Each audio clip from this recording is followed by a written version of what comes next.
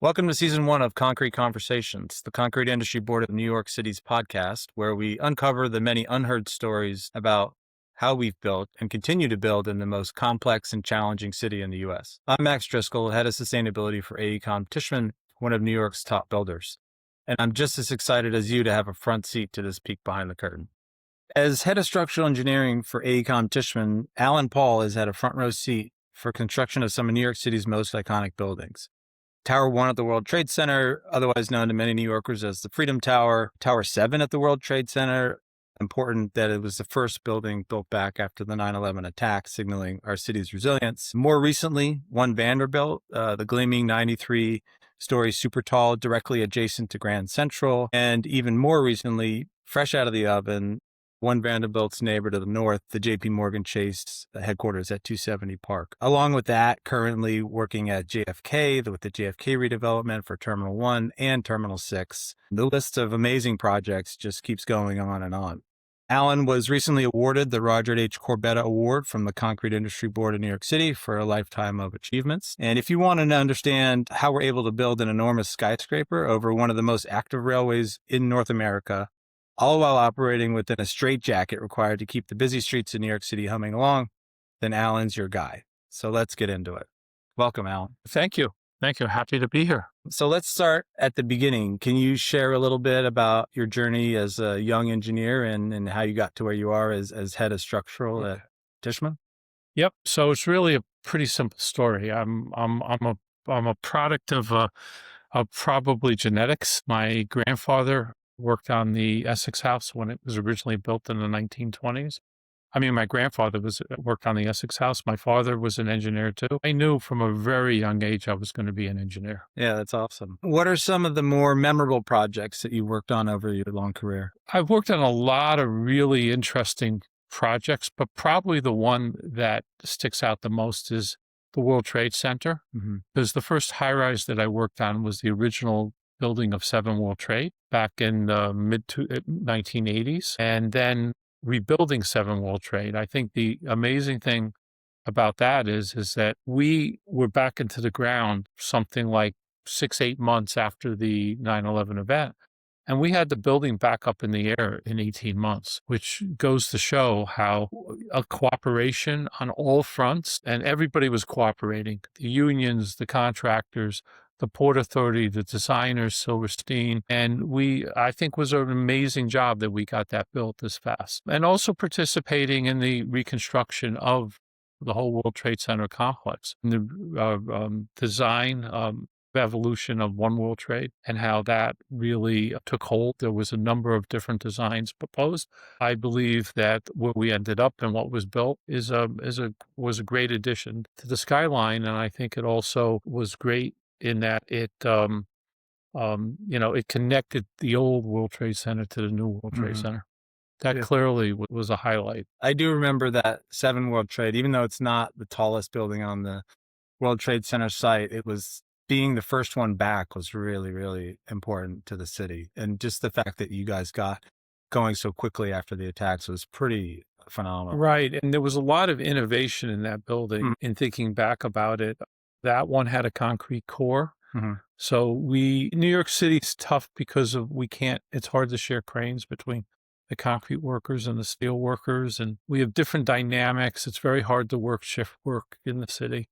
So we came up with a plan. Actually, it was an old plan that Tishman had done, I think, in the 70s. We came up with building the steel frame first and following it up with the concrete core.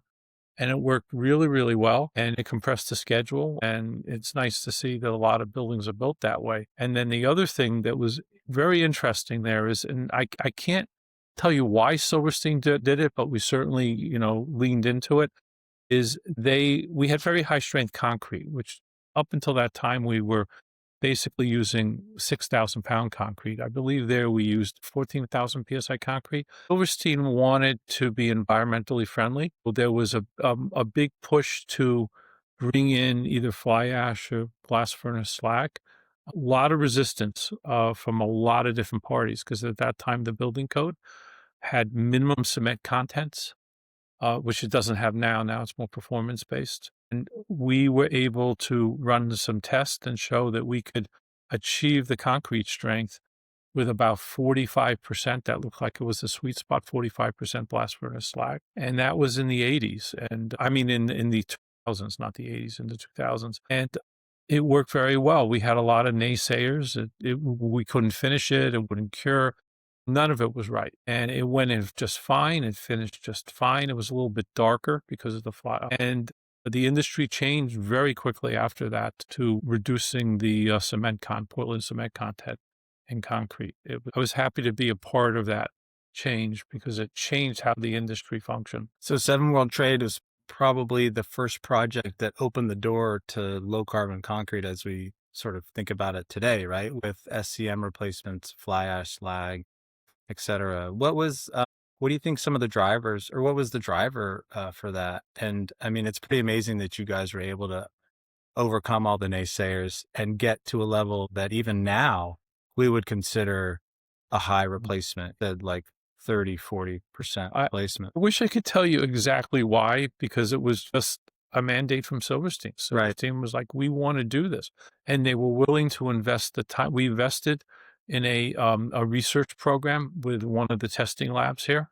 It was the old Testwell lab, which doesn't exist anymore. And we ran multiple tests and made cubes and blocks and all sorts of stuff. And before we rolled it out into the bidding format, and it's interesting because the Port Authority certainly picked up on it. Kaz Benaki over at the Port Authority, he certainly ran with it. And it was interesting that I think 5 or 10 years later, the building department completely changed the building code from minimal Portland cement contents to maximum Portland cement contents. It completely shifted, but it produced a better product. It reduced the heat of hydration. The finish was better. The product was better. I don't believe we could have achieved the high strength concrete without using supplementary material. Yeah, that's interesting. So like I look at it from a carbon perspective, but you may look at it from the structural perspective. And when those two things kind of align, you really can hit a home run. Why do you think the design strengths jumped up so much? You said typically you were in the 7,000 to 8,000 range, and the Seven World Trade required. It was lower actually. So we had the building code required. At that time, you needed a concrete inspector in the plant and on the field. And the demarcation was 6,000 pounds. So everybody was using 5950 to avoid the inspector in the plant, until I was involved in that committee too, where we changed the code and said it's a waste of time putting an inspector in a plant that DOT has certified, because almost all the plants at DOT certified. So we stopped that. I just think they couldn't make the building work unless they had the higher strengths.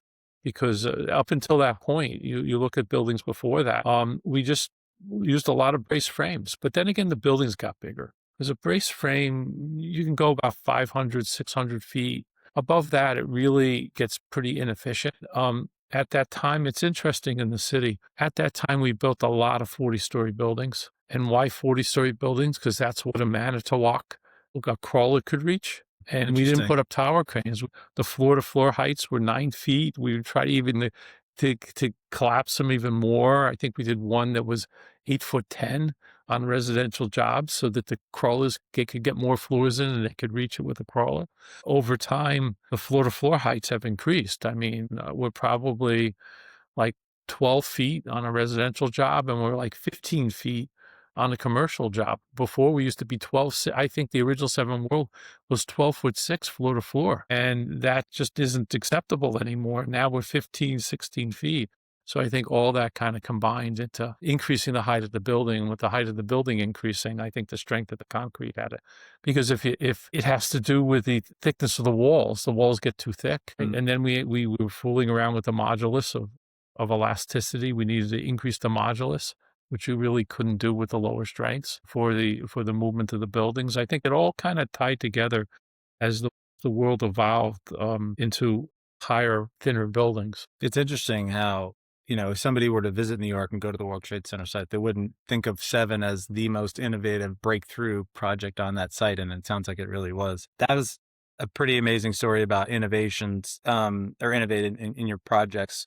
Are there other innovations from memorable projects that carried forward and evolved into best practice in the concrete industry, similar to the slag replacement you mentioned for high strength? I I'm thinking off the top of my head because I mean that's a pretty big one to go with changing of the concrete. I think we're in the process of having a real interesting innovation as we're trying to drive the Portland cement out of the concrete right now. And there's been a lot of different companies out there investigating, but I do think someone's going to break through with this because if you really research how Portland cement's made, it's just very energy intensive. You basically have to take all these minerals and burn them on a high temperature to vitrify them, and then you have to grind them up, and that's where a lot of the energy is lost, and it produces a lot of heat. It sucks up CO2.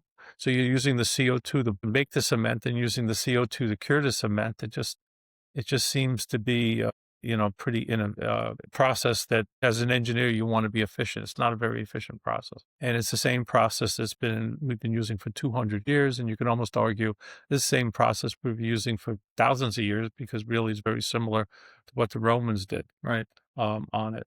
I think that's innovative. There's been a lot of research with the different types of rebars. So when I started, basically we just had black rebar. And now there's stainless steel rebar, fiber rebar, obviously epoxy coated rebar. So that's changed too. And I think the concrete became more of a chemical mix because we didn't have a lot of control of the concrete in the 1980s. Now you can really basically design a concrete to basically do almost anything you want it to do, which I think is completely different than happened. And I will, while I'm talking, and I know I'm rambling a little bit, one of the things that was innovative that, sometimes bringing people in from the outside the city brings innovation because we're in an industry of like, why should we do anything new? Because it may not work. So when we built One World Trade, we brought in a company, Calavino Concrete, out of Detroit and Windsor, Canada. I think they're actually in Windsor. And he brought placement booms that no one had ever heard about here in New York. Interesting. And he put a placement boom up, and everybody's like, this is great. You can get a boom and you can place the concrete. You don't have to put it in buggies and you don't have to haul it around and pick up a hose. The other thing is we're pumping concrete. We weren't pumping a lot in the 80s. Now almost everything is pumped, which I find very, very interesting. That was actually something that I don't really plan, but you want to try to get, we're in a worldwide technological economy and you want to try to see if there are items that work best. And that's one that came from outside the city. And all of a sudden you look at jobs today and there's placement booms everywhere. And that came really off of One World Trade. Yeah. Yeah. I mean, it seems like with the access to information now, the speed of innovation is only going to increase. And you make an interesting point about the mixes and how ready-mix companies now can really dial things in just to the exact proportions or the exact desired outcome that you're looking for. I mean, it sounds like the near-term future for the concrete industry is almost sort of full of innovation, right? You mentioned the cement reduction companies, the mix designs, the different practical implications with the boom lifts. Yeah, and there's other there's a company that's using ground glass that they're capturing off the waste stream, and that seems to work pretty well. Certainly, we investigated having concrete that doesn't need heat in the winter. I think that's possible. No one's really. There's been some tests around the country of that, but I think doesn't need temporary heat. No temporary heat. Wow. That would be a game changer. That would be a big game changer. And there have been some placements without heat during the winter. But I suspect that once we move away from Portland cement, that's probably going to become a reality. I mean, think about that you could pour concrete in normal temperatures in the winter and don't have to go through this whole heating issue with the concrete. Yeah, that would be an interesting impact on schedule too, right? Yeah. It would kind of take the weather picture out of the whole issue. So shifting from innovation to challenges, what's one challenge you think the industry is facing right now that doesn't get enough attention? I think one of I think there's really two items. One is innovation, because we're in an industry that, other than mechanizing or lifting, is not much different than how they built the pyramids.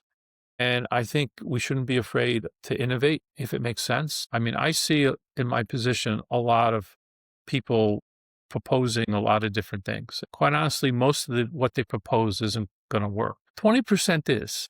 And the question is to pick the technologies that are going to push things forward. And we shouldn't be afraid to push things forward.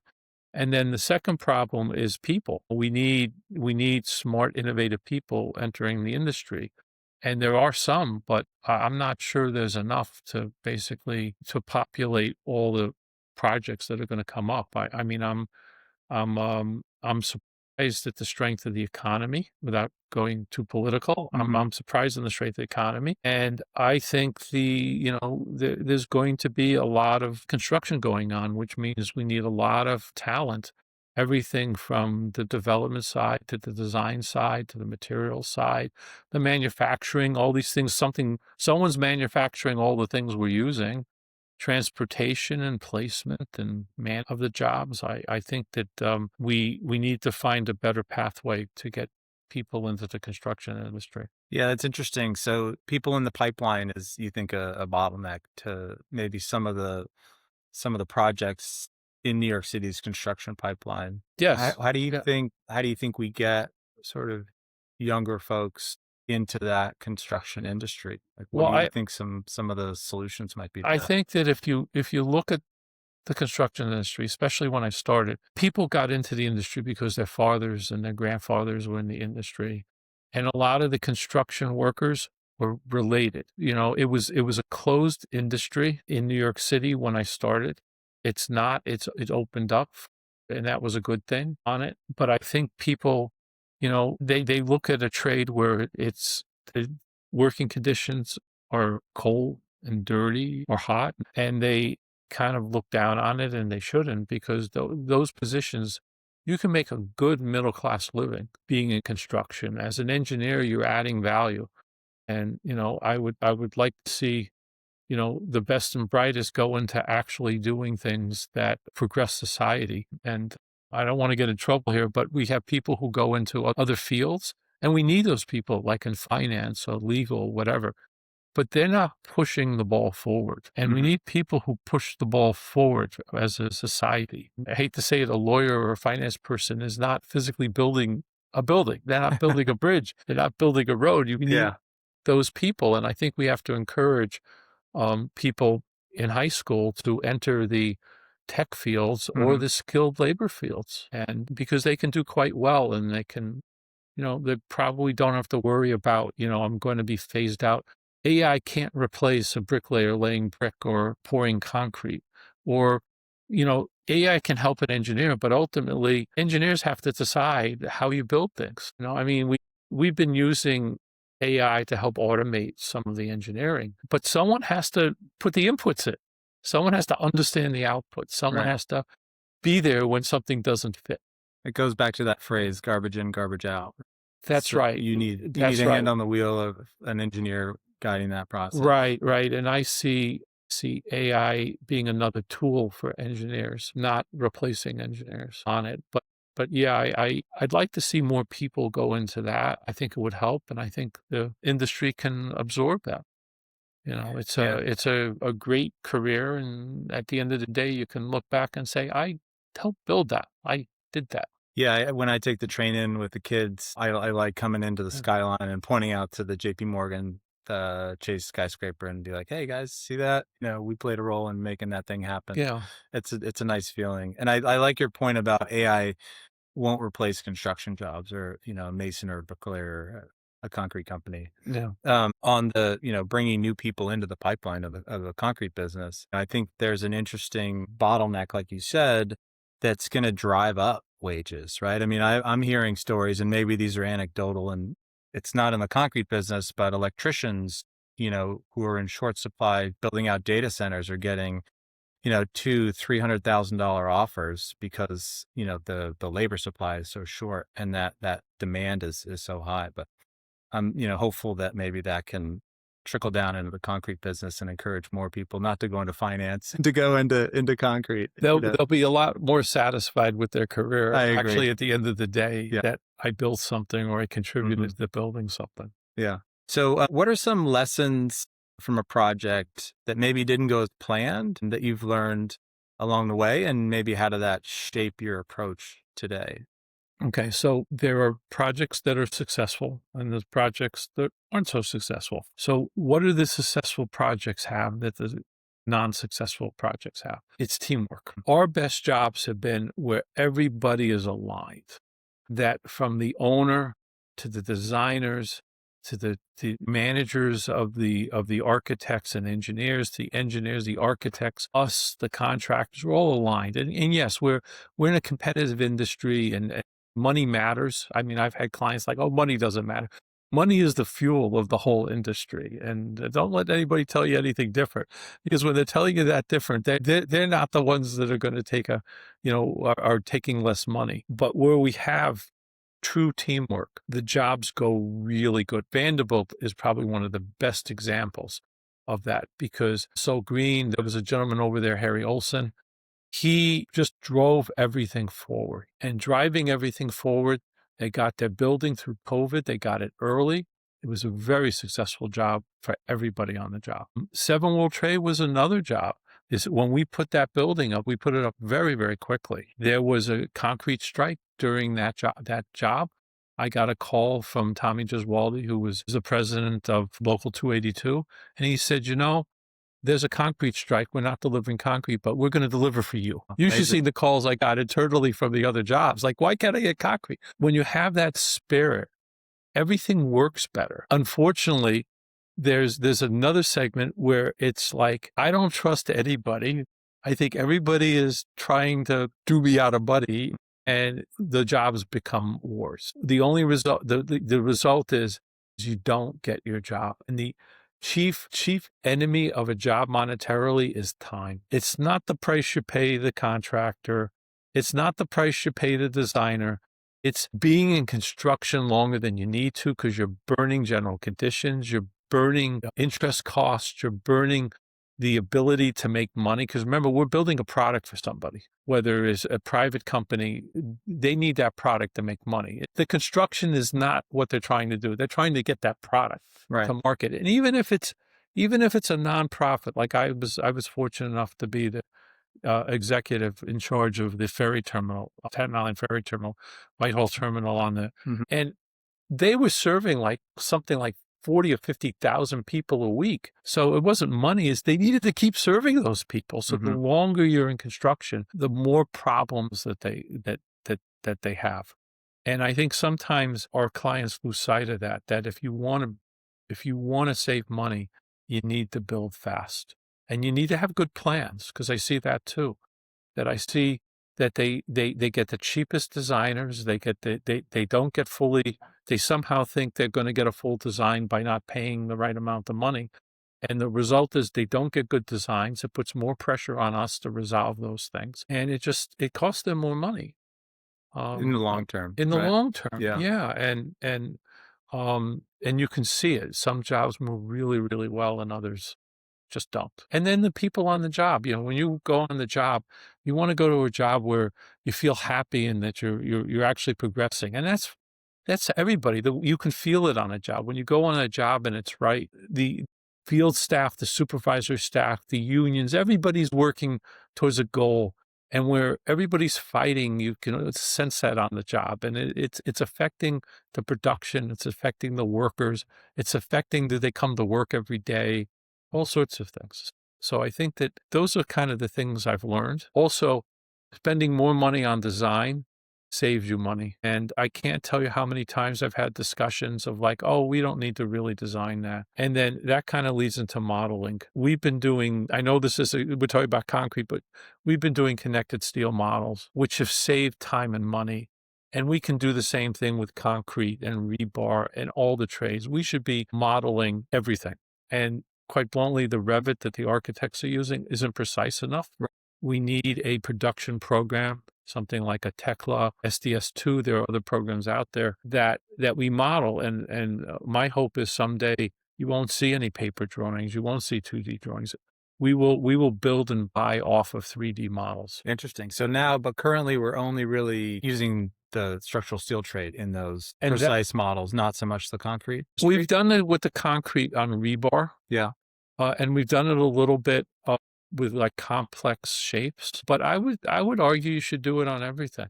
On it, it's so much easier, and you see all the conflicts. The contractor just did it at the Player Performance Building at the USTA, and they had a model where they laid out all the concrete surfaces and they laid out all the rebar and the post tensioning, and they eliminated most of the conflicts that would have just hit them in the face as they were trying to build the building. It's great. And the project that comes to mind maybe that would have been well served by concrete modeling is the Gilder Center. We did model there. Did we? Oh, yes. Yeah, a lot of modeling. A lot of modeling. We couldn't have built that without modeling that.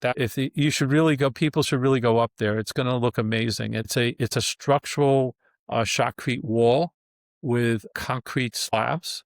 And the way it was designed, we had to shoot the walls, pour the slabs, shoot the walls, pour the slabs. We'd probably still be up there if we did it.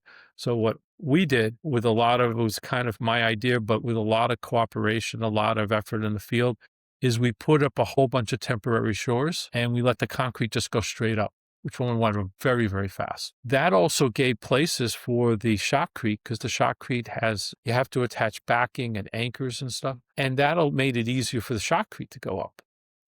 So they then shot the shotcrete, and then there was a finish coat that was white, and white cement's expensive, and we didn't want to damage it. So what we did is we designed the walls that they could hold with just the gray coat of concrete, and then we worked our way down with like 2 inches of finish coat. And because it's shotcrete, it bonds.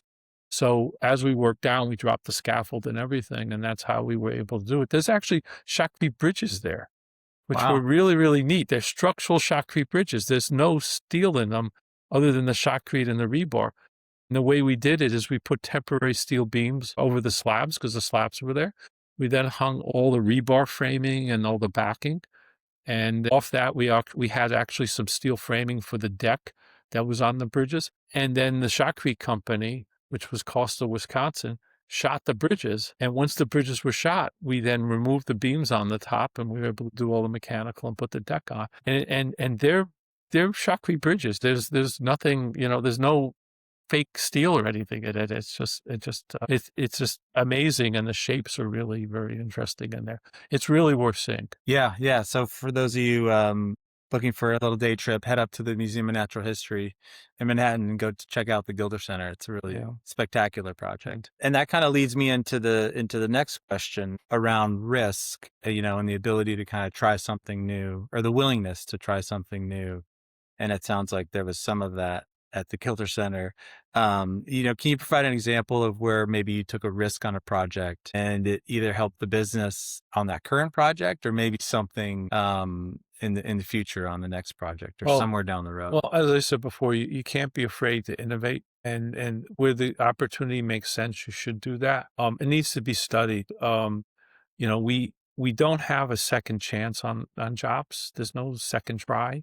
So you need to be right on it. But it is very hard to innovate, because then the clients are like, well, what if it doesn't work? What do I do next? So that's always a problem there. Sometimes you can get around it from testing. Sometimes you have a job like the Gilder Center where it's just such an unusual building. I mean, everybody is trying to figure out, how do I build this? I mean, that's how we got the job, because we had a scheme of how to build it, and no one else really had it, and we executed that scheme, and it worked. You're almost forced to innovate in a situation like that. There was no other way to build it. Yeah. There was no other way that made sense to build it.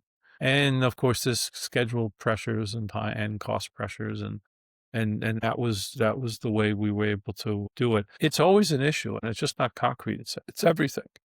But you have that in your daily life too. With innovating, you have to evaluate the risk, and some clients are willing to push the envelope, and other clients, they have no interest of pushing the envelope. Can you think of a time where, I get what you're saying about you have one chance to get it done and get it right, and it gets back to your earlier point about the client. They don't want the construction they want the thing after construction, right? That's their asset that they need to get up and running as soon as possible. Can you think of an instance or an example where there was a particular innovation or risk that the client was not interested or was nervous about that we were able to kind of get over the hump? And maybe how do we help them get over the hump? I thought you were going to ask a question where what was an innovation with a client like I don't want to do it because I do have a job like that where we were going to put Don't name names. I won't name names where we were going to we did a lot of studying. We were going to put in this positive, which is a recycled glass, which gets Portland cement out and gets waste stream out. We did a lot of research. The client was involved. The client wanted to do it. But then when they saw the cost, which I thought was pretty minimal, it's like, well, I don't want to spend the money. They have that too. Innovation sometimes costs more money. And I thought it was a very minor cost, but they wanted the innovation and they wanted not to spend a single dime more on it. So I thought that was the question you were going to ask. I think that it's very unusual to have someone who wants to innovate. Like I said, I think Silverstein at Seven World, I can't really tell you why they wanted to do it. They just wanted to do it. Maybe they were concerned. That was really at the beginning of Leeds. So maybe they wanted to do that. And Larry Silverstein, and I've talked to Larry, but never about that. Maybe he felt, conscious, socially conscious. I really couldn't tell you. I would only be guessing. But it sounds like maybe the testing and the de-risking through testing and getting subcontractors and other folks involved in that early discovery phase is perhaps a way to push through something new and get all the stakeholders bought into a process. And you respond to the data, right? You don't want to have a predetermined outcome. You respond to the data and you either move forward or pivot or do something else. That's right. I think there's a lot of moving parts there, but I think the key element is the client willing to invest money in innovation that, let's face it, they may pay the money and then someone else may get more benefit because we understand. But I think it goes back to pushing the ball forward as a society. And it's hard. It's hard where the government has a little more leeway because the money is a little more flexible with them than a private developer. But some private developers, they really feel that this is important stuff to do. But it really comes down to the people with the money that they want to spend this money and do it. Most of the time, no one sees concrete in the final product, in the final building anyways. Do I spend the money on something nobody sees, or do I spend the money on the elevator caps or the lobby or something like that, or somebody sees, or the curtain wall?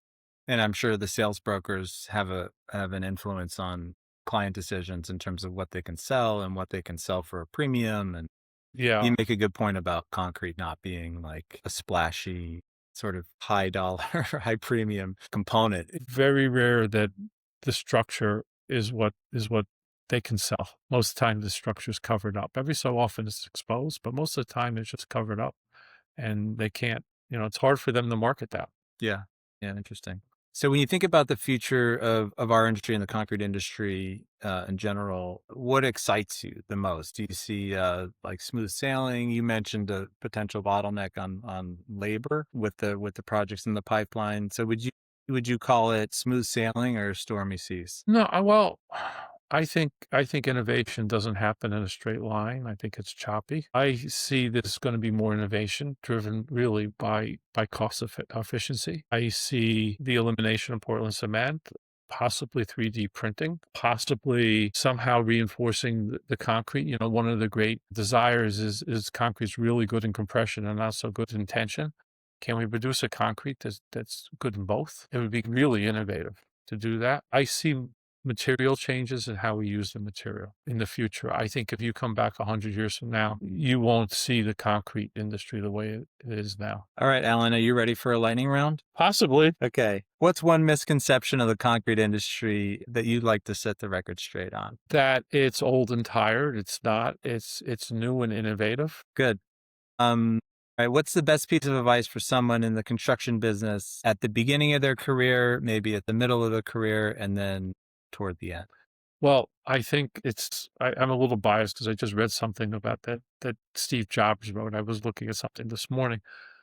Like most of anything we do is about showing up. It's like showing up ready to do something. And you don't accomplish anything by not being there. And the advice is you need to show up. That's like 75% of the problem.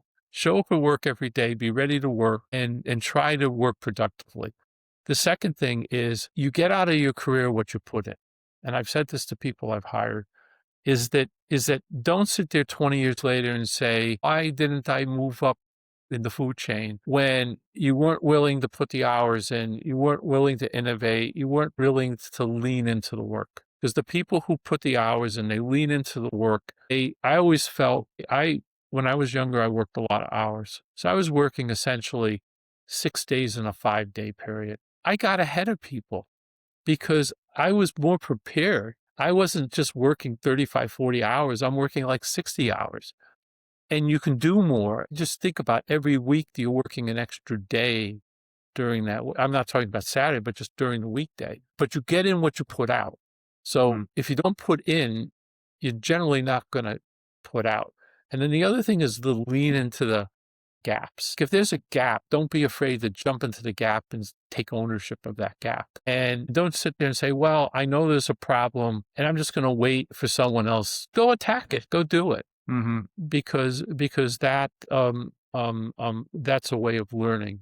And even if it's outside your expertise, it's okay. When I was working in the field, I did electrical work and plumbing work and curtain wall and architecture and elevators, and you learn all about these things. It's hard to just do structure if you don't understand all the other components coming together on it. And I think also you need to understand the other person. I do labor negotiations as another thing at Tishman here. And when I negotiate with labor, or even a bit, I try to understand where the other person or firm is coming from. Not that I am going to change what I do, but I think you can't negotiate effectively unless you understand who you're negotiating with. And the other piece of advice is probably more personal. It's like no one's really, people all kind of the same. You kind of think of, well, this is when someone does something, it's personally against me. They're offending me. But the reality is 95% of the time, they're not. They're just thinking about themselves. It's not intentional. You have to have kind of a thicker skin, especially in this business. You really need a thicker skin because most of the time, it's not about you. It's just things happen in life. I mean, all of us are going to go home and take the train or whatever, and someone's going to do something like really annoys you. And like, they didn't purposely go out of the way to annoy you. They were annoying people. I don't know. They're not purposely after you. Yeah. Yeah. It's interesting. You talked about discomfort and stepping into the gap. I think that's a really important characteristic to advise younger or people in the middle of their careers. And it actually ties back into the innovation piece that you were talking about and then taking a risk. And I could see how a lot of people are nervous about stepping into a gap because it means taking a risk. And what if I fail? So much of the growth comes from maybe trying something new and maybe failing a little bit, trying it again, and then getting better and better. You and better. learn more from your failures than your successes. The other thing that I do is I'm a seed planter. I plant a lot of seeds. And sometimes they come up right away, and sometimes they don't come up, and sometimes they come up like a year or two later. And it's okay to plant ideas because sometimes they come to fruition. Like I said, most of the time it doesn't happen right away. You plant a seed in the ground, it just doesn't come back the next day and it's a tree, right? It takes time. And I'm really surprised how some of these things that I planted over my career have really blossomed and come back. It's very satisfying. Is there an example or two that you can think of that comes to mind that you can talk about on mic? Not really. I mean, something happened just recently on the labor side, and I was really, really pleased about it. But I'm really not at liberty to talk about it. I planted a seed. I thought it was dead. And the next thing I do, I come back and it's already like 6 feet high. So that's great. It was very satisfying. That's great. So, looking to end on an upbeat or a funny note here. So what was one of the funnier or more unusual moments that you've experienced on a project? So I have a lot of different moments, but probably the funniest, the one that sticks out the most. I was the senior project manager on the Goodwill Games. We were building the pool in the Goodwill Games. And the job was, we didn't have a PLA there. The unions were, this is back in the 90s, so the unions were much stronger than they are today. And it was a public procurement for DASNY. So we had a mixed job, union and non-union. And we went through about 2 or 3 strikes. And the people who struck were the unions, not the non-union guys never struck. They just went back to work. So we had a strike going on. The company was a non-union sheet metal company. Everybody's on a strike, with the signs. And in comes these big, huge steel trusses. If you've been to the Eisenhower Pool, there's big steel trusses that came in. 3-cord trusses, very large, over-the-road permits. They had to get off the road. And they didn't want to deliver them. The ironworkers didn't want to come off the picket line, but they had to get them off the road, and they had no place to put them. So we let them come in. And I also, at that time, because of the strike there, I had state police to protect the site. And I get a call at about 3:00 in the afternoon from the contractor saying, we're going to take those trusses off the site because of the strike, and it upset all the you people on the strike line. And I said, you're not taking them off the site. And he said, well, why? I said, because once they're delivered to the site, they belong to the state of New York. Well, how are you going to stop me? And I said, well, I have state police here. What do you got? And at that point there, out of the corner of my eye, because at that time we had the architect on site while we're building, I see him immediately put out his jacket, and he shot out of the bolted out of there. Bolted out of there. And the guy's like, I don't believe you told me that. I said, but I'm not lying. I have state police here. And I said, you're not taking the trusses. And the trusses didn't go. And about 2 days later, the strike evaporated. So that was I think, a pretty funny. I have others, but I don't think I'm going to put them on. I don't think they're appropriate because there's a lot of stuff that happened over time. Yeah. Allan, this has been a great conversation, and really appreciate you sharing all your stories and insights. And I'm sure everybody's going to be happy to hear what you have to offer. Yeah, I really appreciate it. This was a lot of fun. Thank you. All right. Bye, everybody.